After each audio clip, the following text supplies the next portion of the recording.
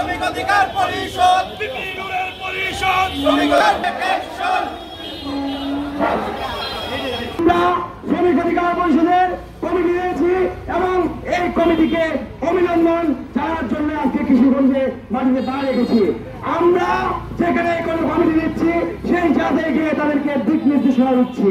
আমাদের প্রধান লক্ষ্য হচ্ছে, শ্রমিক অধিকার পরিষদের প্রধান লক্ষ্য হচ্ছে, সেটা হচ্ছে দুর্নীতিমুক্ত এবং মাদক মুক্ত এবং চাঁদা মুক্ত একটা সমাজ, শ্রমিক বান্ধব সমাজ আমরা করতে চাই। আপনারা জানেন বিভিন্ন রকম অলরেডি ঘোষণা দিয়ে দিয়েছে যে বাংলাদেশের মাটিতে আর কোন চাঁদাবাজ দুর্নীতিবাজদের বাংলাদেশে হবে না। আমরা বিভিন্ন দিক নির্দেশনা অনুযায়ী সারা বাংলাদেশে আমাদের কার্যক্রম চালাচ্ছি।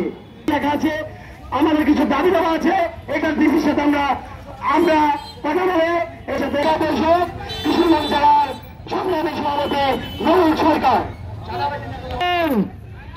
5 আগস্টের পরে নতুন করে আবার চাঁদাবাজের জন্য বন্ধনে এবং আনন্দ র্যালি হাইকার সিনিয়র যুগ্ম গণ অধিকার পরিষদ আমরা বানিয়ে ফেলেছি দরবেশ অভ্যুত্থান, কিন্তু সেই অভ্যুত্থান কমিটি ঘোষণা দিয়েছি গত শুক্রবারে।